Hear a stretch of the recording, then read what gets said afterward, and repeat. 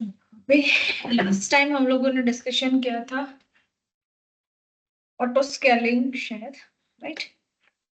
चलो auto scaling ये आपका कंप्लीट हो चुका है। अब और एक और डिस्कशन करते हैं, एक और सर्विस जो है उसके बारे में, जो है आरडीएस, डेटाबेस सर्वर।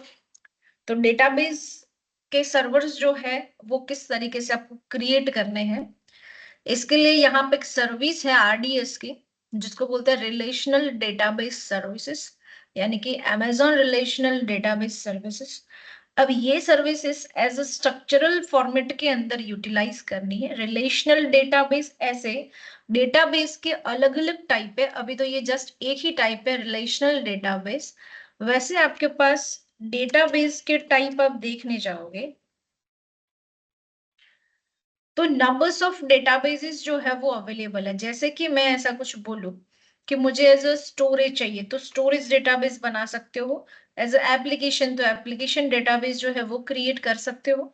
तो एक ब्रीफ कर लेते हैं, जैसे कि centralised database, no SQL database, distribute database, cloud, relational, network, object oriented and hierarchical database. ऐसे नंबर्स ऑफ डेटाबेसेस जो है वो अवेलेबल है। अब इसमें से यहाँ पे हमको एक डेटाबेस जो है वो मिला हुआ है, जो है RDS, relational database services. Relational database services का मीनिंग होता है एज मान लो for example like as Excel sheet. तो एक्सेल शीट जो आपको क्रिएट करते हो और उसमें एज अ रो कॉलम्स ये सब बनाते हो और एक टेबल रेडी होता है, वो होता है रिलेशनल डेटाबेस। उसको हम थोड़ा डीपली डिस्कशन कर रहे हैं, जिसमें अभी आपको एक ब्रीफ बता रहे हैं। For example like structural database की बात करें तो स्ट्रक्चरल डेटाबेस किसको बोलते हैं? तो लाइक स्ट्रक्चरल डेटाबेस जो उसको बोलेंगे, जैसे कि एक आधार कार्ड ले लो फॉर एग्जाम्पल। तो आधार कार्ड ऐसे उसके अंदर जो भी डिटेल्स आप यूज करते हो, तो वो आधार कार्ड क्रिएट होता है, बनता है, उसके अंदर जो डिटेल्स आती है वो अलग फॉर्मेट में होती है, उसको बोलते हैं स्ट्रक्चरल डेटाबेस। तो ऐसे स्ट्रक्चरल डेटाबेस जो है वो रिलेट करते हैं एक दूसरे के कॉलम्स रो के साथ, वो बन जाते हैं रिलेशनल डेटाबेस। तो रिलेशनल जो डेटाबेस होते हैं वो एक्चुअल बेसिस पे टेबल के फॉर्मेट में होते हैं, जैसे कि SQL format, structure query language, ये शायद सुना होगा। एसक्यूएल फॉर्मेट के अंदर यूटिलाइज होते हैं जो डेटाबेस क्रिएट करते हैं एज अ रीजनल। तो डेटाबेस एक्चुअल बेसिस पे ऐसा भी है, structural database, non structural database, structural database and non structural database ऐसा भी अवेलेबल है। अभी हम लोग एक रिलेशनल डेटाबेस की ही बात करेंगे, बाकी के डेटाबेसेस जो है, जस्ट मैंने आपको ये इसलिए बताया ताकि आप इसके बारे में कुछ और जानना हो, तो बाकी की सारी चीजें जो रिसर्च करके थोड़ा बहुत उसके बारे में आप जान सकते। अभी जो हमें डिस्कस करना है वो है आपका रिलेशनल डेटाबेस। तो रिलेशनल डेटाबेस के बारे में अंडरस्टैंड करते हैं, साथ साथ में थोड़ा बहुत हम लोग जो डेटाबेस उसके रिलेट होंगे वो भी थोड़ा हम लोग अंडरस्टैंड करेंगे। तो जैसे कि बात कर रहे थे हम लोग एज अ टेबल का एक फॉर्मेट, यानी कि as a table format like कोई एक्सेल शीट है, तो एक्सेल शीट के अंदर लाइक रो होंगे, कॉलम्स होंगे। तो वो रो एंड कॉलम जो एक दूसरे के साथ रिलेट करते हैं, लाइक आपको सम करना है, यानी कि मल्टीप्लिकेशन करना है, डिवाइड करना है, सम करना है, तो उसके लिए आप सेल जो है वो सिलेक्ट करते हो, राइट। तो जो सेल सिलेक्ट किया हुआ है उसके रिलेट आपको आंसर मिलता है, तो वो क्या होता है, एक रिलेशन। तो वो बन जाते रिलेशनल डेटा, यानी कि उसमें डेटा आप क्या रख रहे हो, एज अ नंबर फॉर्मेट्स। तो मैंने अभी जस्ट एग्जांपल बताया, same as it is like SQL. तो एसक्यूएल में भी आप एक डेटा रखते हो, फॉर एग्जांपल लाइक कोई टेबल बना हुआ है, चलो अब मैं ऐसा बोलूं कि किसी कंपनी का टेबल, कंपनी के टेबल्स मतलब कि एक्सेल शीट के अंदर लाइक होगा कॉन्टेक्स्ट, मैं यहाँ पे लिखूं टेबल और एक्सेल। तो लाइक ये इस तरीके के टेबल्स होंगे, लाइक ये कुछ नेम है, उसमें सेल्स कंट्री, क्वार्टरली क्या हुआ है, ये कुछ डेटा है। अब मुझे मेरी कंपनी के अंदर ऐसा ही मतलब सारी चीजें जो है वो स्टोर करके रखनी पड़ती है एवरी मंथ, एवरी ईयर। तो ये सब कुछ मैंने स्टोर तो किया मेरे कंप्यूटर में, फिर आगे जाके मुझे उसका स्टोरेज जो है वो कभी भी चाहिए होगा। तो वैसे आगे हम लोग ये सारी चीजें तो सीख लिए कि स्टोरेज कहाँ पे करना है। अब हम लोग बात कर रहे हैं कि डेटाबेस कैसे बनाना है। तो ये डेटाबेस जो है वो एक्चुअल बेसिस पे आप बनाओगे अमेजोन के अंदर, एडब्ल्यूएस के अंदर। सिर्फ आपको लिंक करना है उसके साथ, बाकी का डेटा जो है वो ऑटोमेटेड इसमें स्टोर हो जाए। तो जैसे यहाँ पे इस तरीके के आपके जो इंफॉर्मेशन है उसको आपको स्टोर करना है। अब जैसे कि नॉन स्ट्रक्चरल डेटा की बात कर रहे थे, स्ट्रक्चरल डेटा यानी कि सारे structural data, non structural data है तो उसके लिए क्या करेंगे तो फिर, तो जैसे कि आपने शायद नॉन स्ट्रक्चरल का मीनिंग होता है जैसे कि मैप देख लो, चलो map is a non structural data, कोई स्ट्रक्चर नहीं है। जीपीएस, एप्टीट्यूड वैल्यू जो उसकी जो लोकेशन आपको दिखाता है ना कि लॉन्गिट्यूड एंड एप्टीट्यूड आता है, तो वो क्या दिखाता है आपको कि ये उसकी जो लोकेशन जो है वो इतने नियर बाई प्लस है या माइनस है आपको दिखाता है।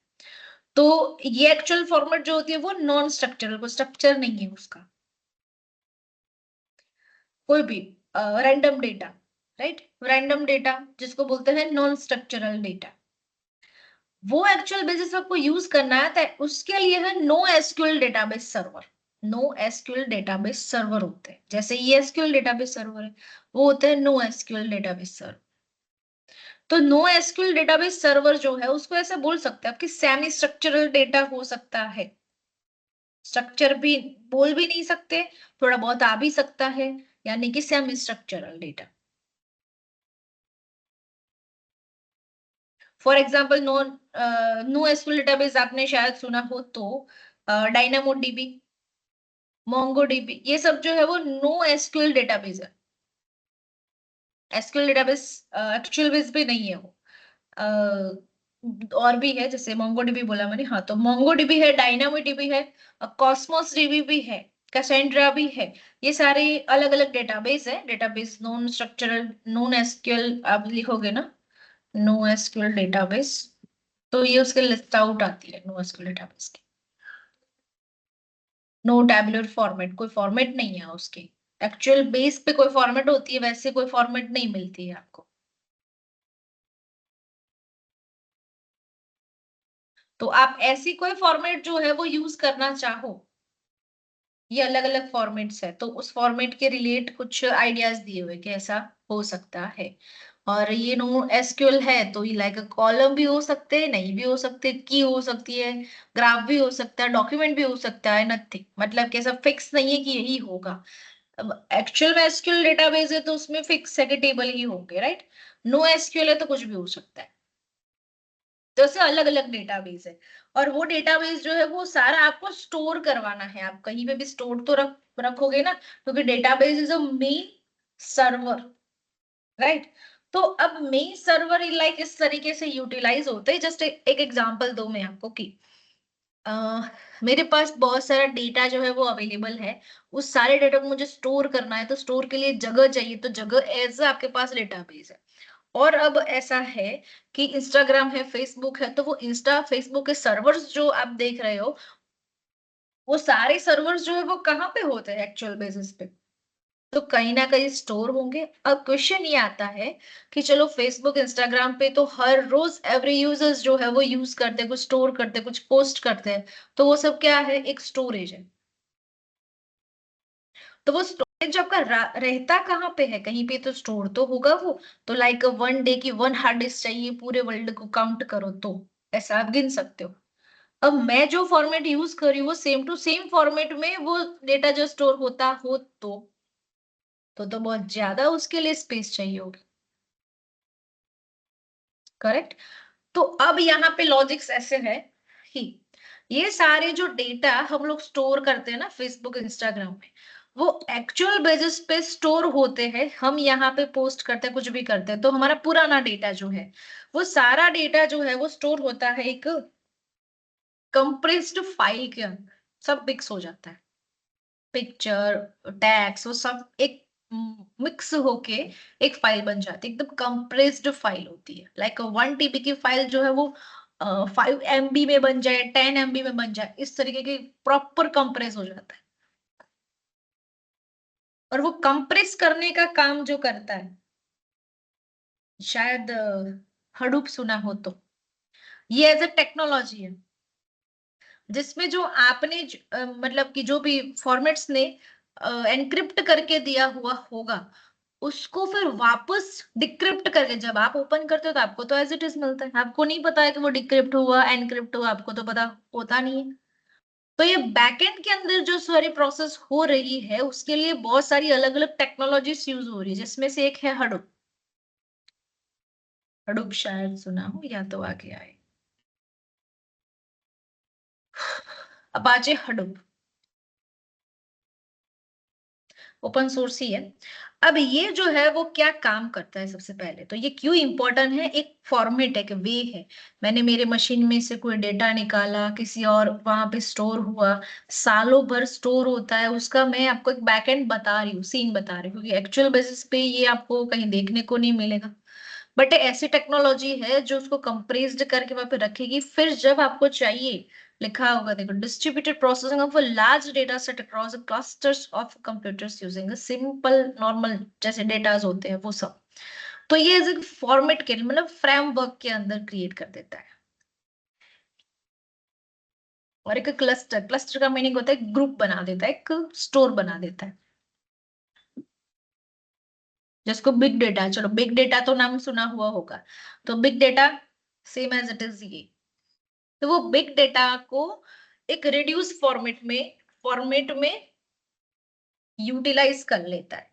और उसके बाद जब ये डेटा एनालिटिक्स, डेटा एनालिसिस, वो क्या है डेटा एनालिटिक्स, वो सब क्या करते हैं, जो ये कंप्रेस्ड हो चुका डेटा जो है ना, वो वापस लाना हो उसको, तो वो वापस लाने के लिए डिक्रिप्ट हो चुका है, सॉरी एनक्रिप्ट हो चुका है, डिक्रिप्ट करने के लिए उसको अलग अलग टेक्नोलॉजीज का यूज करना पड़ता है। इसलिए जैसे डेटा एनालिटिक्स है, तो वो करते क्या है, डेटा को एनालाइज करते हैं।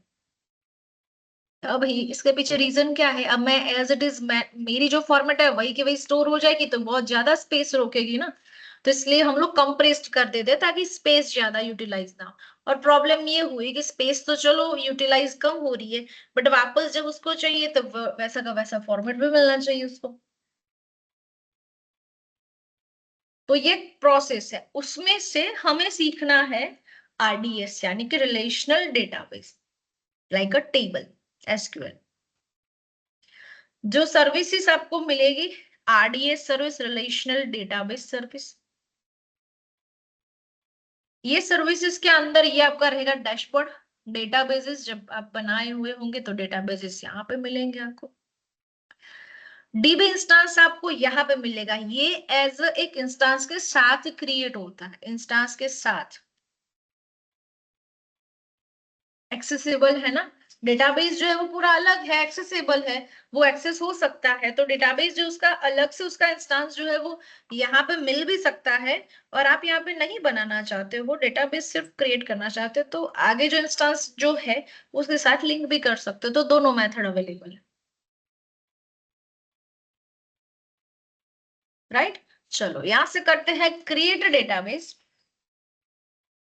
आपके पास यहाँ पे ऑप्शन है, डेटाबेस आपको क्रिएट करना है, तो यहाँ पे ऑप्शन है, देखो इंजिन्स कौन कौन से मिल रहे हैं, पहले तो Aurora, MySQL, MariaDB, PostgreSQL, Oracle, Aurora, MySQL, SQL server, IBM DB two, ये सब ओपन सोर्स अवेलेबल है, जिसमें से हमें अभी जो हमने सीखा रिलेशनल डेटाबेस, जिसमें से हमें यूज करना है जो है माइस्क्यूल।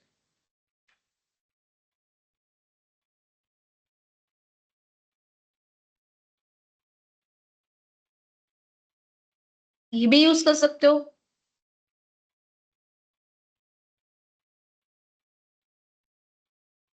राइट, अब चलो, अब यहाँ से सर्वर जो है वो हमने सिलेक्ट किया कि मुझे ये बनाना है, correct. Editions, MySQL communities का एडिशन जो है वो चाहिए, लाइक वर्जन बोलते हैं ना, तो वो वर्जन में लाइक ऐसे ही होगा, कॉमन ही है सबके लिए। इंजन वर्जन्स, वर्जन्स जो है वो अपने अभी कम्युनिटीज यूज कर लिया हुआ है, वो कंटिन्यू करेंगे। जब इन फ्यूचर डेटाबेस चेंज करेंगे तो यही सिलेक्ट करेंगे हम लोग। Filter, show only version, support the multi AZ के अंदर बनाना है या ऑप्टिमाइज्ड राइटर बनाना है, ये क्या है तो फिर ये मल्टी एजेड, एजेड का मीनिंग क्या होगा, अवेबिलिटी जोन। अब आपको ये समझ में आएगा कि आपको मल्टीपल जोन, अलग अलग 3 4 जोन के अंदर ये डेटाबेस जो है वो बनाना है या तो सिंगल जोन में बनाना है। ये यहीं पे आपका बन जाएगा जब आप सिलेक्ट कर लेते हो, तो आपको कोई रिक्वायरमेंट नहीं है कि आपको यहाँ पे अलग अलग सिलेक्ट करके अलग अलग डीबी बना। आप एक साथ 4 बनाओ, 3 बनाओ, 2 बनाओ, अलग अलग लोकेशन पे बनाओ, ये पॉसिबल होगा।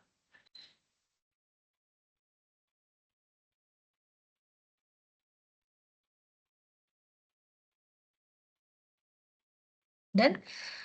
चलो, तो अभी के लिए हाइड फिल्टरिंग, फिल्टर जो है मैं आगे सिखाती हूँ आपको। मल्टी एज नीचे अवेलेबल है। सेकंड, इंजन वर्जन्स, इंजन का वर्जन्स जो है अभी लेटेस्ट ये चल ही रहा है, तो कोई इशू नहीं है, हम एज इट इज रखते हैं। एनेबल आरडीएस एक्सटेंडेड सपोर्ट, आपको आरडीएस के लिए सपोर्ट चाहिए तो टिक मार्क कर सकते हैं। जनरली होता है टिक मार्क, अभी हम टेस्टेड पर्पस पे है इसीलिए हम लोग अभी नहीं कर रहे। अब टेम्पलेट्स में आपको क्या चाहिए ये बता रहा, आप एज अ प्रोडक्शन डेटाबेस ले रहे हो, देव टेस्टेड डेटाबेस ले रहे हो या फ्री टायर, अभी हम लोग तो फ्री टायर यूज करने वाले हैं, लेकिन जब प्रोडक्शन सर्वर यानी कि डेटाबेस बनाते हो तो आपके पास ऑप्शन रहता है मल्टीपल अवेबिलिटी जोन के अंदर प्रोडक्शन सर्वर को क्रिएट करने का, डेटाबेस क्रिएट करने का।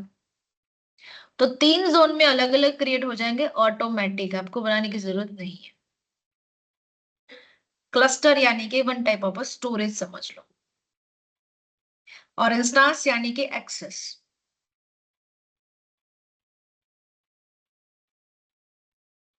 और सिंगल डीबी इंस्टेंस यानी कि सिर्फ एक ही बनाना है डेटाबेस। तो देखो, प्रोडक्शन में भी ऑप्शन मिल रहा है मल्टीपल एजेड बनाने का, देव में भी मल्टीपल एजेड बनाने का, और हमें यूज करना है वो है फ्री टायर, जिसमें आपको मिलता है सिंगल डेटाबेस इंस्टेंस मिला। और ये डेटाबेस केयरफुली बनाना, क्योंकि इसके लिए आपको अभी कुछ फ्री नहीं है, फ्री टायर लिखा हुआ है, इसलिए फ्री टायर को ही सिलेक्ट करना। प्रोडक्शन बना दोगे और 3 इंस्टेंस मल्टीपल ऐसे बन जाएंगे तो हजारों में बिल आ जाएगा। भले आपका 1 दिन चल गया, 2 दिन चल गया, तो हजारों में। केयरफुली सुनना मेरी बात, जब आप आरडीएस बनाओ तो ध्यान से क्रिएट करना, क्योंकि एज अ टेस्टेड भी बनाओगे ना तो उसका बिल आ जाएगा। प्रोडक्शन एंड ड्यू में अभी नहीं बनाना है आपको, जहां पे बना हुआ होगा वो ऑलरेडी इसमें क्रिएट होगा। अभी आप बना रहे हो फ्री टायर में बनाना, इनकेस मान लो कि ट्राई करना है तो सिंगल डीबी में बना, तो चार्ज कम रहे। ठीक है। चलो, अभी के लिए फ्री टायर में यूज कर रहे हैं हम लोग, सेम ही है, और जिसमें हम सिंगल डेटाबेस जो है वो क्रिएट करने वाले हैं। डेटाबेस 1 जैसा आपको नाम रखना है रख लो, मैंने रखा डेटाबेस 1। उस डेटाबेस को एक्सेस करने के लिए यूजर नेम है admin. Self managed password auto generate नहीं करना है, पासवर्ड हम यहाँ पे दे देते हैं, तो मैंने लिखा admin123, again admin123, admin and admin123 उसका पासवर्ड रहेगा डेटाबेस का। इंस्टेंस कॉन्फ़िगरेशन कॉन्फ़िगर करना है तो ठीक है, नहीं करना है तो भी कोई इशू नहीं, अभी आपको बनाना है तो सिलेक्ट करो, कुछ नहीं बनाना है तो जाने दो। इंस्टेंस आप जब क्रिएट करोगे तब, तो बाहर से भी कर सकते हो आप।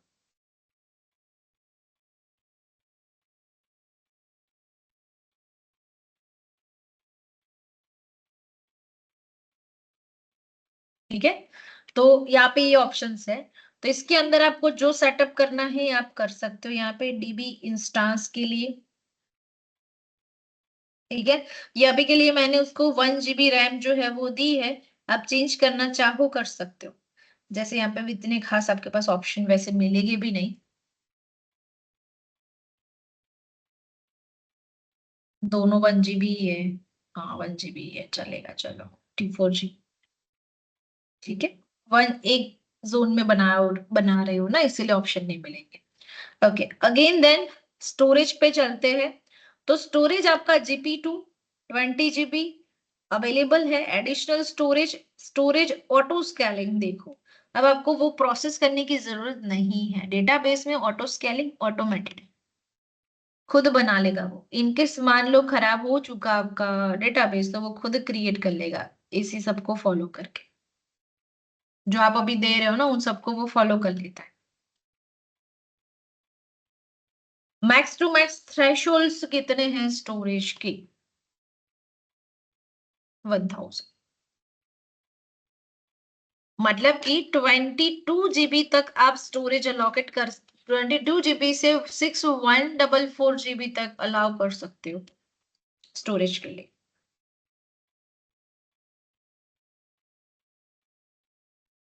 कनेक्टिविटी, कंप्यूटर रिसोर्सेस, आप यहाँ पे don't connect to EC two compute, या तो फिर कनेक्ट टू ईसी कंप्यूट करना चाहो कर सकते हो। अभी हम लोग EC2 जो है वो कनेक्ट नहीं कर रहे हैं, डिफॉल्ट VPC जो है वो यूज कर रहे हैं, जिसमें सबनेट जो है, subnet group, default subnet group जो है वो अभी हमने यही लिया हुआ है। फिर बाद में जाके आप चेंजेस जो करना है वो कर सकते हो।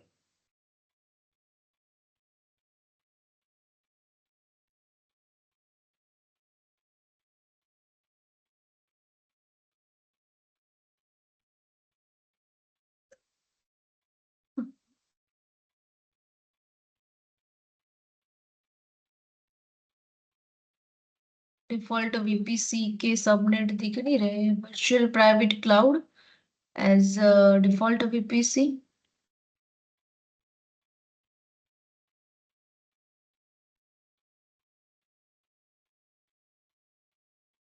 ठीक है, वो अपने आप ले लेगा वैसे तो।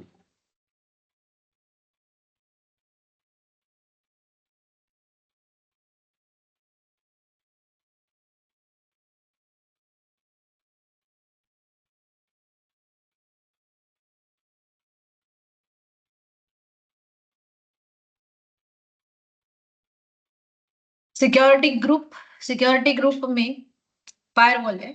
फायरवॉल जो है वो आपको यूज करनी है, नहीं क्रिएट करनी है सिक्योरिटी ग्रुप तो क्रिएट कर सकते हो। VPC security group as a default use किया हुआ है, तो एज डिफॉल्ट यूज करना चाहो तो ले सकते हो। तो एज डिफॉल्ट जो है वही ले लेंगे अभी तो।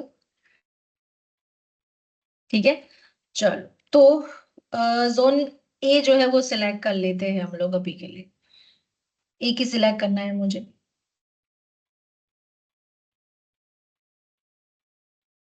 सर्टिफिकेट ऑथोरिटीज ये मैं बाद में आपको अंडरस्टैंड करवाऊंगी, क्योंकि CA सर्टिफिकेशन आपको अभी चलानी है। CA करके है, CA करके सर्विस है, वो अभी चालू नहीं है। ये डिफॉल्टली ले लेगा, एक सर्टिफिकेशन डेटाबेस के साथ जनरेट होता है। आपको प्रॉक्सी यूज करनी है तो क्रिएट प्रॉक्सी करके प्रॉक्सी यूटिलाइज कर सकते हो आप। टैग आपको देना है नया, तो टैग दे दो। डेटाबेस ऑथेंटिकेशन, पासवर्ड ऑथेंटिकेशन अभी हमने दिया हुआ है तो हम पासवर्ड ही रखेंगे। मॉनिटरिंग करना है तो मॉनिटरिंग एनेबल कर सकते हो। ये सारी चीजें जो वो प्रोसेस जो है वो आपका CPU एनालाइज जो है वो करके देगा आपको मॉनिटरिंग। एडिशनल कॉन्फ़िगरेशन और कुछ करना है कॉन्फ़िगरेशन में तो वो भी आप कर सकते हो। Database options, DB parameter group, option group. अब ये सब कुछ जो है वो किस लिए है? डेटाबेस के और ऑप्शंस है कि जो डेटाबेस क्रिएट हुआ है उसके लिए बैकअप, या तो फिर लॉग्स जनरेट करने हैं, या तो फिर एन्क्रिप्शन मेथड ऑन करनी है। अब बैकअप जो है ना वो डिफॉल्टली एनेबल रहेगा, देखो। मतलब आप डेटाबेस डिलीट कर देते हो या तो गलती से हो जाता है, तो डेटाबेस गलती से हो जाता है डिलीट या तो कर देते हो, वो तो बैकअप तुरंत स्टार्ट हो जाएगा उसका। डेटाबेस डिलीट नहीं होगा, बैकअप आ जाएगा उसका, तो वो एनेबल ही रहता है डिफॉल्टली। डेज, 1 डे के अंदर आप कितनी बार बैकअप लेना चाहते हो इनकेस डिस्ट्रॉय हो जाए तो मैंने यहाँ पे लिखा है 1 डे, एक दिन में। बैकअप विंडो, विंडोज आप चूज करना चाहते हो कि यहीं पे बैकअप आना चाहिए तो कर सकते हो, अदरवाइज जरूरत नहीं है, डिफॉल्ट जगह पे वो स्टोर हो जाएगा। एक स्नैप भी चाहिए तो कॉपी स्नैप, स्नैप भी आपका क्रिएट हो जाएगा। Backup replicate, same to same database बन जाएगा तो उसको एनेबल कर दो। अलग अलग option. Encryption, enable encryption, encryption compress होना चाहिए तो एनेबल रख सकते हो उसको।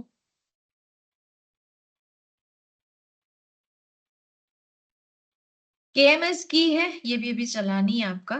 Account, KMS ID, logs. हाँ एक और चीज यहाँ पे आपको ये लॉग्स जो है वो चाहिए कि डेटाबेस क्रिएट हुआ तो एरर लॉग चाहिए, ऑडिट लॉग चाहिए, जनरल लॉग चाहिए, स्लो क्वेरी लॉग चाहिए। तो आप सिलेक्ट करते हो ना, तो वो लॉग्स जो है वो आपको जनरेट करके आपको प्रोवाइड करता है।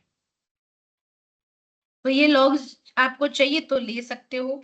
मेंटेनेंस एनेबल, मेंटेनेंस विंडोज की जरूरत है नहीं। डिलेशन प्रोटेक्शन अभी मुझे जरूरत है नहीं। और पूरा जो मैंने सिलेक्ट किया उस हिसाब से एस्टिमेट निकाला तो कुछ इस तरीके से आएगा। अभी के लिए तो फ्री टायर होगा 12 मंथ के लिए, लेकिन जब आप फ्री टायर ऑप्शन सिलेक्ट करते हो तो 750 hours of Amazon single AZ के लिए फ्री रहता है, 20 GB SSD के लिए 20 GB ऑटोमेटिक बैक। चलो तो यहां से करते हैं क्रिएट डेटाबेस।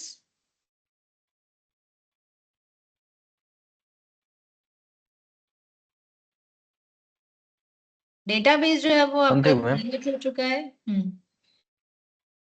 जैसे अगर हमने फ्री टायर वाला क्रिएट कर दिया, ठीक है, और उसको अभी हम जैसे क्रिएट करने के बाद हम सारी चीजें ऑफ करते हैं ना, इसको हम ऐसा 2-3 दिन के लिए रनिंग में छोड़ देंगे तो क्या है, इसका भी पेमेंट देना पड़ेगा? फ्री टायर का नहीं है अभी, 750 आवर्स के लिए नहीं है, सिर्फ 750 आवर्स ही लेके। पर आपका ओके। नया अकाउंट है तो, पुराना अकाउंट होगा तो इसको कंसिडर मत करना। ओके।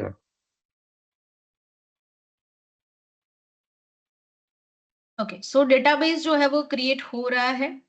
मॉडिफाई आपको करना है तो मॉडिफाई यहां से कर सकते हो। एक्शंस और ऑप्शंस चाहिए तो एंड रेस्टोर फ्रॉम S3, ये सब कुछ आपको स्टोर करना है S3 बकेट के अंदर, तो वो बकेट आपके लिए रेडी होगी तो वो भी आप क्रिएट कर सकते हो।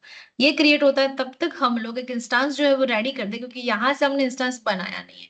इसका रीजन है, आप यहाँ से इंस्टांस बनाते हो तो डेटाबेस भी उसके साथ कनेक्ट डायरेक्ट होगा, तो हम लोग एक सिक्योरिटी के तौर पे इंस्टांस जो है वो अलग क्रिएट करते हैं।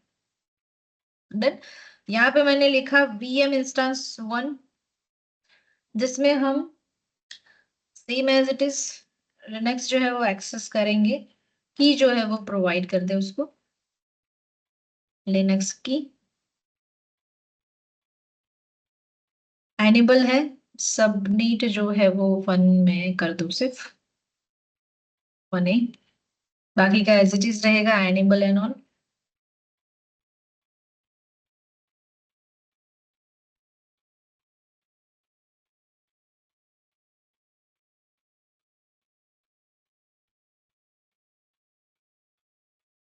एंड क्रिएट कर दे इंस्टांस। अब ये इंस्टांस लिया हुआ है तो एक और चीज इसमें ये ध्यान रखनी है आपको कि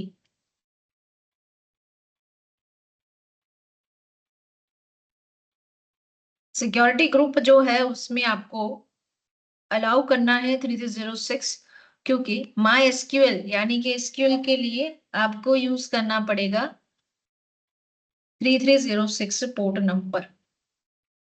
तो इनबाउंड में चलते हैं और यहां से एनरोल कर देते हैं माई एसक्यूएल का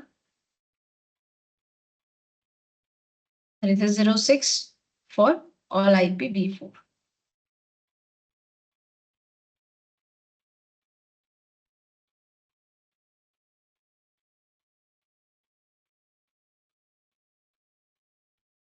राइट। तो डेटाबेस जो है वो भी क्रिएट होने में थोड़ा सा टाइम लगेगा, ये बैकअप भी ले रहा है साथ में, उसके बाद वो चालू होगा तो अभी टाइम लगेगा उसको। तब तक हम लोग इंस्टांस को रेडी करते हैं, तो इंस्टांस जो है वो कनेक्ट करते हैं।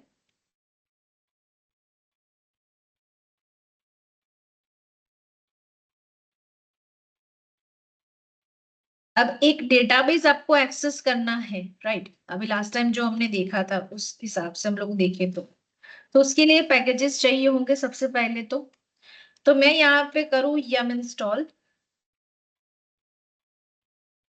मारियाडीबी इंस्टॉल कर लेते हैं। मारियाडीबी का फुल पैकेजेस चाहिए तो स्टार करके फुल पैकेजेस ले सकते हो, लेकिन मुझे सिर्फ एंड पॉइंट जो यूज करना, मतलब आरडीएस का जो लिंक आएगा उसके हिसाब से ही मुझे जरूरत है सिर्फ पैकेजेस की। तो उसके लिए सिर्फ पैकेजेस यूज करना है तो है उसके लिए 105 पैकेजेस। ये पैकेजेस का नाम है, नंबर्स है, अलग अलग यूज कर सकते हो ऐसे आपको पता हो तो। अब नहीं पता है तो स्टार करके ऑल सर्विसेज जो है वो इंस्टॉल कर सकते हो। ओके, अब जैसे कि मैं यहाँ पे MySQL -u for user then admin, और एडमिन यूजर का नाम था -p-h, आप किसको एक्सेस करना चाहते हो? तो मुझे करना है डेटाबेस को एक्सेस, क्योंकि मैंने पहले ही बोला कि मैंने डेटा इंस्टेंस जो है वो डेटाबेस के साथ नहीं लिया हुआ है। तो इंस्टेंस लेते तो डायरेक्ट कनेक्ट हो जाता, अभी मैंने इंस्टेंस अलग लिया हुआ है तो मुझे डेटाबेस के साथ कनेक्ट होना पड़ेगा। करेक्ट? तो हम लोग अभी डेटाबेस के साथ कनेक्ट होंगे, इसीलिए मुझे यहाँ पे कुछ तो डेटाबेस का इंफॉर्मेशन जो है वो चाहिए जिससे मेरे इंस्टेंस को यहाँ से कनेक्टिविटी जो प्रोवाइड हो, राइट? तो एंड पॉइंट करके आएगा एक ऑप्शन आपके पास जो रहा ये अभी ये बैकअप ले रहा है, बट ये रहा आपका डेटाबेस, डेटाबेस का एंड पॉइंट यानी कि एक लिंक जिससे आप कनेक्ट कर सकते हो आपके इंस्टांस को। तो मैं यहाँ पे पेस्ट करूं एंड पॉइंट को,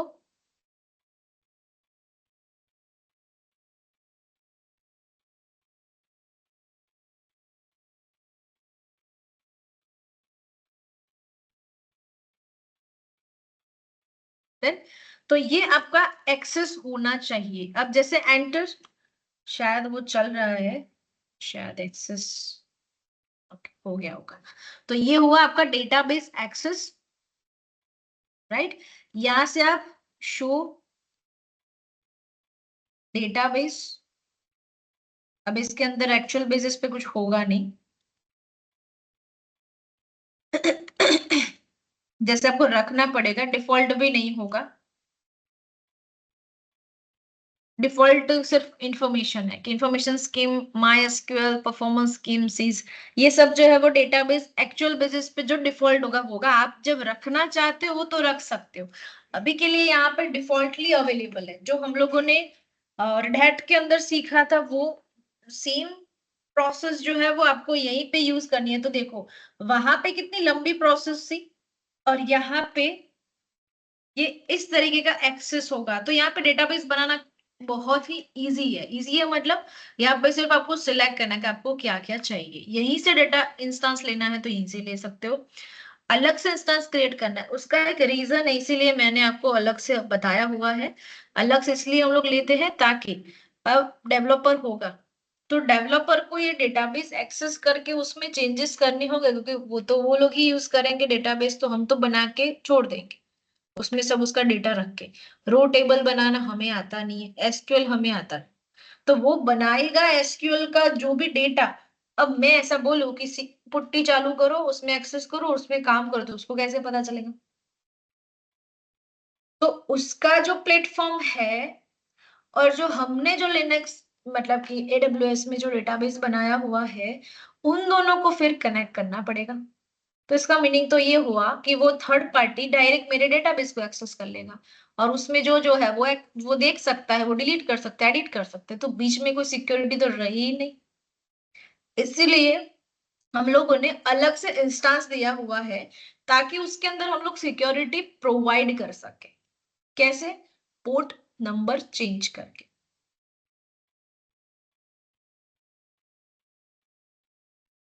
ठीक है, इसीलिए मैंने अलग से इंस्टेंस लिया हुआ। अब यहाँ पे क्या काम करेंगे, तो सबसे पहले तो आरडीएस बन गया है तो उसको थोड़ा सा ब्रीफ कर लूं मैं आपको। तो देखो, आरडीएस मॉडिफाई करना है तो आरडीएस मॉडिफिकेशन अवेलेबल है। जो मैंने बताया वो सारी चीजें मॉडिफाई, मॉडिफाई मतलब कि चेंजेस करना है तो कर सकते हो, पासवर्ड चेंज करना है पासवर्ड चेंज करो, ये सब आपको यहाँ से मिलेगा। एक्शंस, आपको वो स्टॉप करना है, रिबूट करना है, डिलीट करना है, या तो मल्टी एजे के अंदर कन्वर्ट करना है। ये सारे ऑप्शंस जो है वो अवेलेबल है। आप चाहते हो उसकी एक रेप्लिका बन जाए, डुप्लीकेट बन जाए उसका, EC2 के साथ कनेक्शन आ जाए, लैम्डा फंक्शंस क्रिएट करना चाहते हो, माइग्रेट करना चाहते हो तो भी पॉसिबल है, स्नैपशॉट लेना चाहते हो, रिस्टोर पॉइंट क्रिएट करना चाहते हो, ये सारे ऑप्शंस जो अवेलेबल, ये सारे आपको डेटाबेस को बचाने के ऑप्शंस हैं इन शॉर्ट। ये सारे ऑप्शंस यहाँ पर मिलेंगे। सेकंड, मॉनिटरिंग करना चाहो, मॉनिटरिंग यहाँ से पॉसिबल है, इसका मॉनिटरिंग सिर्फ यहीं पे दिखेगा और कहीं पे नहीं दिखेगा आपको।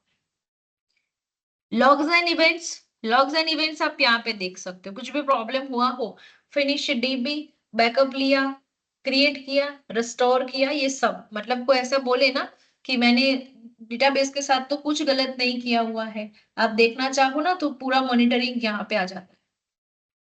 और जो लॉग जनरेट होंगे ना वो सारे लॉग्स यहाँ पे दिखेंगे आपको, कि कितने बजे बंद हुआ, कितने बजे स्टार्ट हुआ, किसने उसके अंदर कुछ भी छेड़खानी की है, वो सब यहाँ पे देखता है। क्या किया था, तो क्या प्रॉब्लम आया था, कौन सी एरर आई, उसके बाद कैसे चालू हो गया, सब कुछ यहाँ पे दिखता है। और मेनली आपका है ही ये डेटाबेस। तो ये जितने भी लॉग्स आप देख रहे हो ना नीचे, ये सब एरर, मैंने वहां पे लॉग्स ऑटोमेटिक बना टिक मार्क किया हुआ है, इसलिए यहाँ पे आएंगे। माइस्क्यूल एरर लॉग्स जो है वो यहाँ पे जनरेट होंगे, अपग्रेड होगा, रन होगा, ये सब यहाँ पे लॉग्स जनरेट होंगे।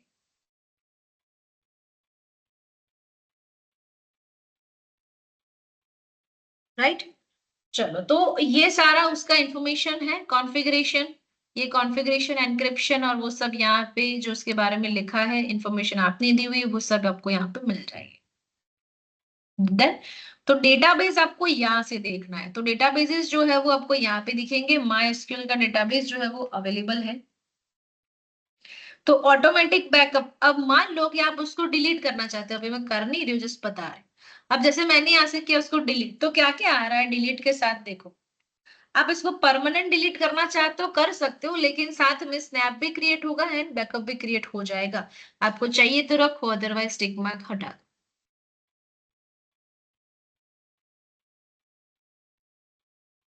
राइट, चलो अब बारी आती है डेवलपर की, ये तो हमारे साइड का हुआ। डेवलपर चाहता है कि मुझे ये डेटाबेस एक्सेस करना है, तो कैसे कर सकते हैं? उसके पास होगा वर्क बेंच, ये आप डाउनलोड कर लेना।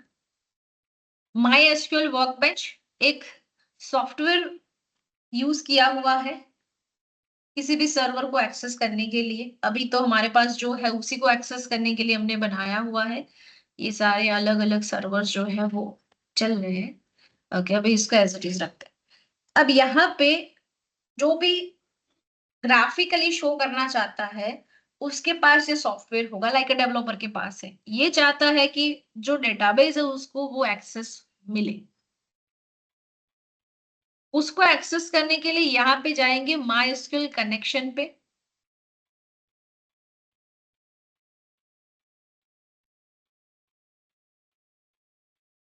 आप ये सर्च भी कर सकते हो, बाहर भी मिल जाएगा आपको, जो मैं आपको बता रही हूँ ना वो ये।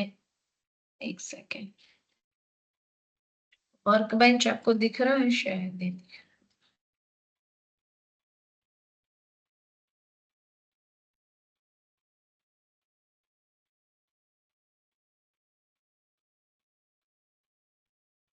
वर्क बेंच नाम का सॉफ्टवेयर है, ये आपको ओपन करना है, डाउनलोड कर लेना। डाउनलोड करने के बाद यहाँ से आप क्लिक करोगे तो ये एक सेटअप जो है वो आपका ओपन।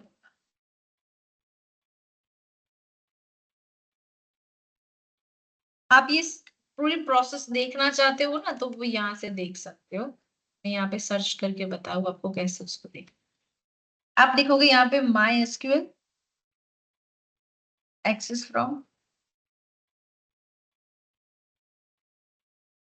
अब देखो, ये जो हमने इंस्टेंस बनाया ना नया, वो सामने वाले के लिए क्या होगा, वेस्टर्न होस्ट। हमारे लिए भी वेस्टर्न होस्ट, उसके लिए भी वेस्टर्न, बीच में क्या हुआ, वेस्टर्न होस्ट हुआ, वो ही कन्वर्ट करके देता है, आरडीएस के साथ कनेक्ट करके उसी को तो दे रहा है, तो वो भी एक्चुअल बेस पे वेस्टर्न होस्ट ही हुआ ना। तो वो आप ऐसे सर्च करोगे तो ये आपको मिलेगा, उसकी सिर्फ एक लाइन जो है वही आपको एक्सेस करनी है।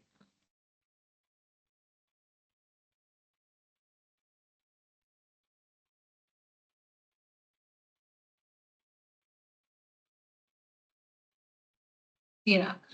तो सॉल्यूशन उसका क्या होगा वो आपको यहाँ पे बताएगा, आपको उसको एक्सेस कैसे देना है। उसको बोलना है कि आप सिर्फ और सिर्फ आपके सीएमडी ओपन करो और ये एक्सेस कर लो। अब ये जो पूरी लाइन है ना वो मैं आपको बताती हूँ अंतर। अब ये प्रोसेस जो उसको करने के लिए ये पूरा कमांड जो है वो आपको यूज करना है, और वो कहाँ पे करना है, सीएमडी में करना है।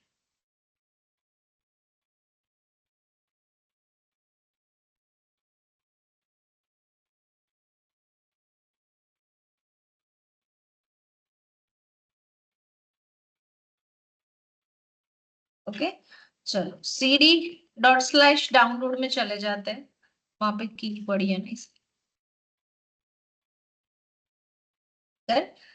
SSH हाइफन आई, मैं यहाँ से देख के लिख दूं, SSH हाइफन आई, उसकी की जो है वो यूज करनी है आपको। सीएमडी में है, हम लोग एक्सेस कर रहे हैं उसको।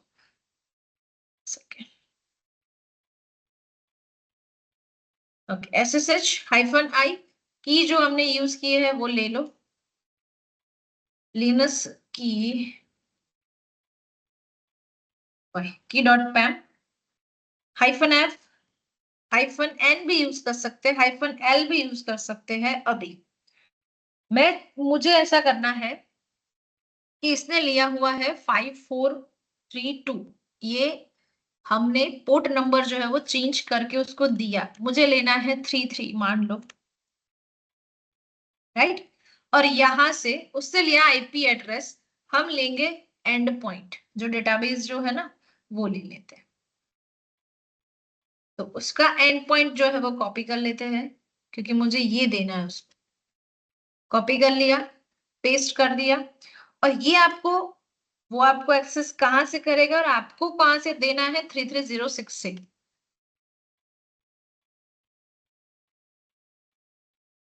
3306 से आप उसको एक्सेस दे रहे हो, एक देने वाला है और एक एक्सेस करेगा, और बीच में उसका एंड पॉइंट, और बाकी ये कौन से यूजर से एक्सेस होगा, तो उसका EC2 का यूजर @ उसका पब्लिक एड्रेस लाना पड़ेगा।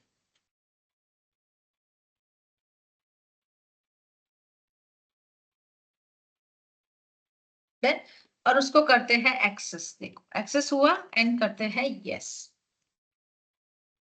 अब जैसे उसको यस करोगे ये परमानेंटली ऐड हो गया है। अब हम चलते हैं वर्क बेंच में, हमारा काम उतना था। अब वर्क बेंच में चलते हैं, कनेक्शन का नेम दे दो यहाँ पे, जैसे मैंने किया test1 SQL ऐसा लिखते हैं for example. Okay, admin user name जो है वो दे देते हैं एज अ एडमिन, 3306 जो है उसकी जगह पे हम लोग क्या दे देंगे, 5433 हमने दिया हुआ है ना, क्योंकि हम उसको 3306 डायरेक्ट नहीं देने वाले। और यहाँ से उसका पासवर्ड जो है वो दे दो, आपने जो भी पासवर्ड रखा हो, मैंने रखा है admin123, और उसको कर लेते हैं एक्सेस, और यहाँ से कर दो उसको टेस्ट कनेक्शन। ओके,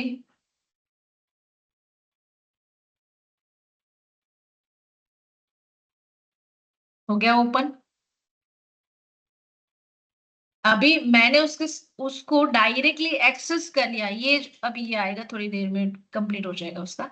अब ये जो है वो मैंने डायरेक्टली उसको एक्सेस किया हुआ है, किसको, डेटाबेस को। अब उसको क्या करना है, तो यहाँ पे जाएगा, कनेक्शन जो है वो बनाएगा, अब ये उसका काम होगा, अकाउंट जो है वो ऐड करेगा। अब ये एसक्यूएल के बारे में हमें इतना नॉलेज तो होगा नहीं, तो ये उसका काम जो है, जो आप उसको एक्सेस करने के लिए जो दे रहे हो ना, वो इंफॉर्मेशन जो है वो कौन कौन सी होगी, तो वो इंफॉर्मेशन कौन सी होने वाली है, होस्ट नेम कौन सा रहेगा वो, पोर्ट नंबर कौन सा है वो, और वो कौन से पासवर्ड से एक्सेस करेगा।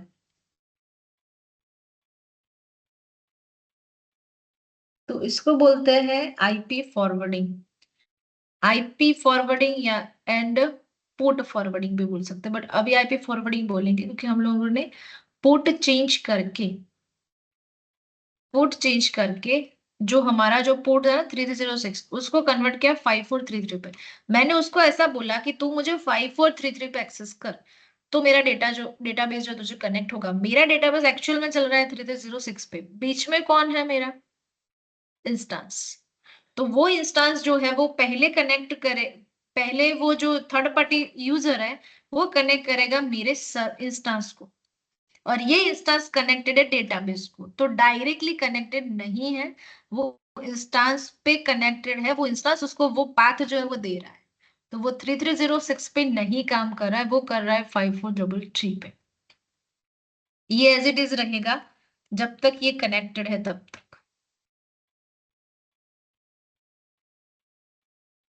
तो ये आपका यहाँ पे ओपन होगा, और आपको जैसा डेटाबेस बनाना है एसक्यूएल का, जो बनाना टेबल वेबल सब जो बनाना है वो आप बनाओ।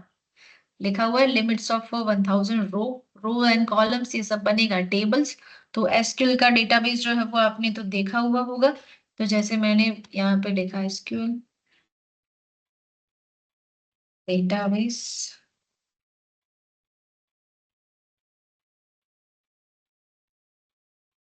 तो एसक्यूएल डेटाबेस का टेबल जो है वो कुछ इस तरीके से होते हैं, इस तरीके से लिखे जाते हैं।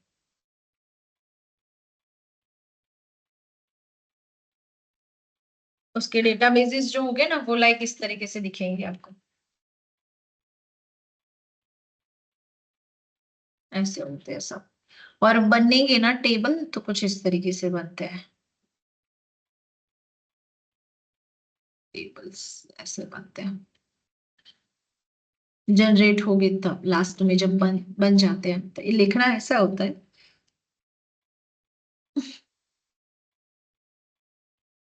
ये ऐसे बनेंगे देखो, लाइक ये ऊपर उसके में लिखा हुआ है वो, और नीचे बनेगा टेबल उसका, देखो ये बता रहा है उसको, ऐसे बनता है। जो एसक्यूएल डेवलपर होता है ना उसको ही समझ में आए सारी चीज।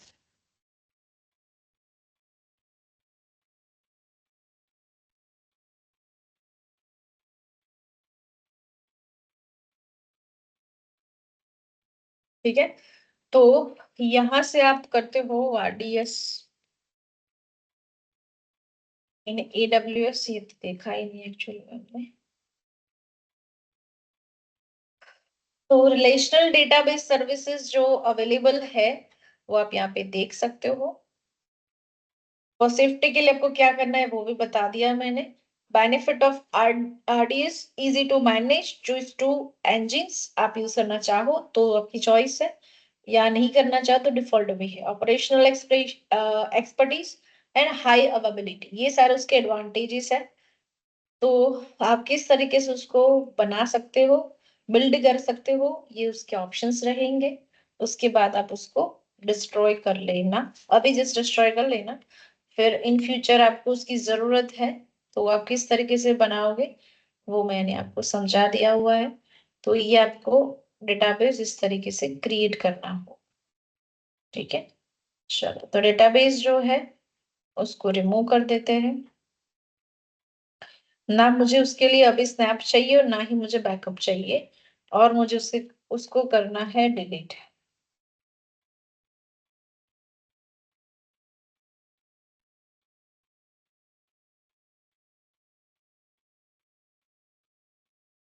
डिलीट में आया नहीं ऑप्शन, ओके एक्नॉलेज करना पड़ेगा।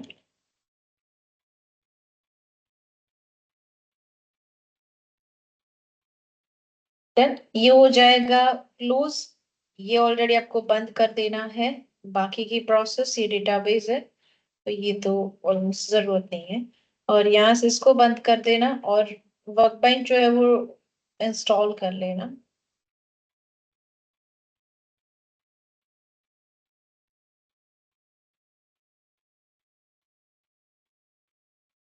सॉफ्टवेयर। तो ये हो जाएगा डिलीट। एक बार आरडीएस जो है वो क्रिएट करके चेक कर लेना किस तरीके से बनता है, और मल्टी अभी मत बनाना।